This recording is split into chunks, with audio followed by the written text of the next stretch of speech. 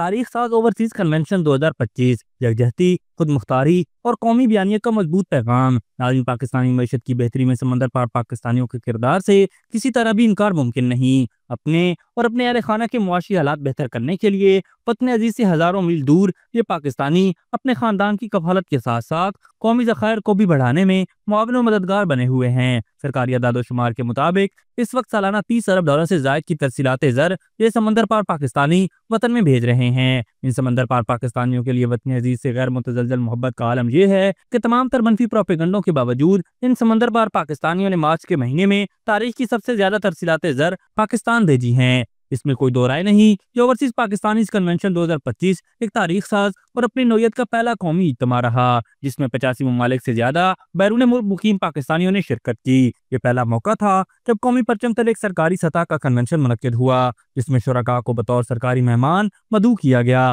اس convention کا مقصد حکومت اور عسکری قیادت کی جانب سے اوورسیز پاکستانیوں کو سہولت فراہم کرنا اور ان کی آواز کو سنے جانا تھا۔ Army chief general Syed Asim Munir نے اپنے خطاب میں بلوچستان کے حوالے سے سوشل میڈیا پر پھیلائے جانے والے منفی پروپیگنڈے کو بے نقاب کیا اور شرکاء کو یقین دلایا کہ ایسی مہمات کو ہر طرح پر مقابلہ کیا جائے گا۔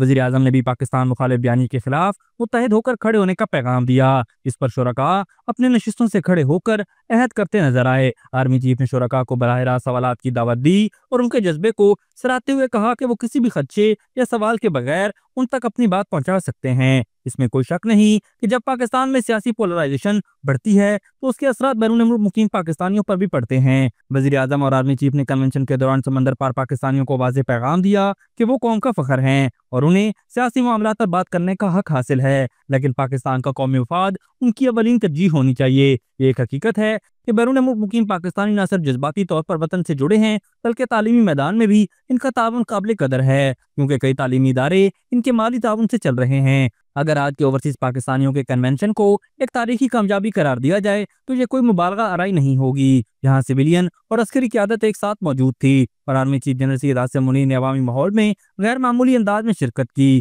اوورسیز پاکستانیوں سے متعلق قانون سازی پہلے ہی ہو چکی ہے اور ان کے مقدمات 3 ماہ میں نمٹائے جائیں گے۔ اس کا اعلان وزیر اعظم خود کر چکے ہیں۔ آج ہونے والے اس اوورسیز پاکستانیوں کے کنونشن نے ایک مخصوص سیاسی جماعت کی اس تاثر کو بھی زمین بوس کر دیا جس کی یہ غلط فہمی ہے کہ اوورسیز پاکستانی صرف اس کی بات سنتے ہیں اور اس پر ہی عمل کرتے ہیں۔ سب جانتے ہیں کہ کچھ بیرون ملک بیٹھے بگوڑے پاکستان کو ناکام ریاست کے طور پر پیش کرنے کی کوشش کرتے ہیں اور IMF کو خطوط لکھتے ہیں، مگر آج کے اوورسیز کنونشن میں پاکستانیوں نے خود پاکستان آ کر اس تاثر کو زائل کر دیا۔ عسکری اور سیاسی قیادت کے متفقہ بیانات نے نہ صرف دہشت گردی اور خود مختاری پر پاکستان کا موقف واضح کیا بلکہ دنیا کو بھی ایک مضبوط پیغام دیا۔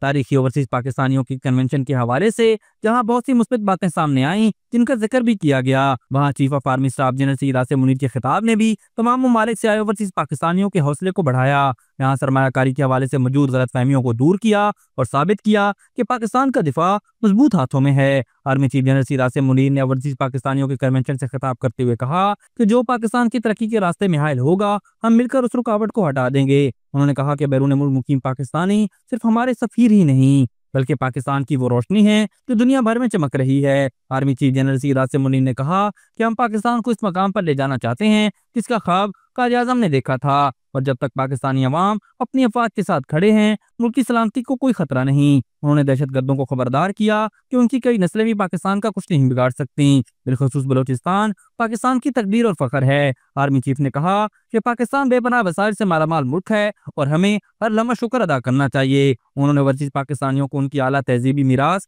یاد دلاتے ہوئے کہا کہ وہ ایک عظیم اور طاقتور قوم کے نمائندے ہیں اور پاکستان کا ترقی کا سفر نہ صرف جاری ہے بلکہ اب رفتار بھی تیز کرنی ہے۔ خطاب کے اختتام پر انہوں نے کشمیر کو پاکستان کی شاہراہ قرار دیا اور غزہ کے مظلوم مسلمانوں سے یکجہتی کا اظہار کیا۔ اس کے بعد شرکاء نے پاکستان ہمیشہ زندہ باد کا نعرہ بلند کیا۔ وزیر اعظم شہباز شریف نے اسلام آباد میں اوورسیز پاکستانیوں کے کنونشن سے خطاب کرتے ہوئے سمندر پار پاکستانیوں کے مسائل کے حل کے لیے اہم اعلانات بھی کیے جن میں خصوصی عدالتوں کے قیام سر فہرست تھا۔ وزیر اعظم نے اوورسیز پاکستانیوں کو ملکی سفیر اور فخر قرار دیتے ہوئے ان کے لیے تعلیم، روزگار اور قانونی سہولیات کے متعدد اقدامات کا اعلان کیا۔ ان میں یونیورسٹیوں اور میڈیکل کالجز میں مخصوص کوٹا، ای فائلنگ اور ای ریکارڈنگ کی سہولیات اور FBI میں فائلر کا درجہ شامل ہیں۔ ابھی تک کے لیے صرف اتنا ہی۔ مزید دلچسپ اور تازہ ترین خبروں سے آگاہ رہنے کے لیے ہمارے چینل اسلام آباد انسائیڈر کو سبسکرائب کرنا مت بھولیے، اور اگر ہماری یہ ویڈیو آپ کو اچھی لگی ہے تو اسے لائک کر دیں اور اپنی قیمتی رائے کا اظہار نیچے دیے گئے کمنٹ سیکشن میں ضرور کریں۔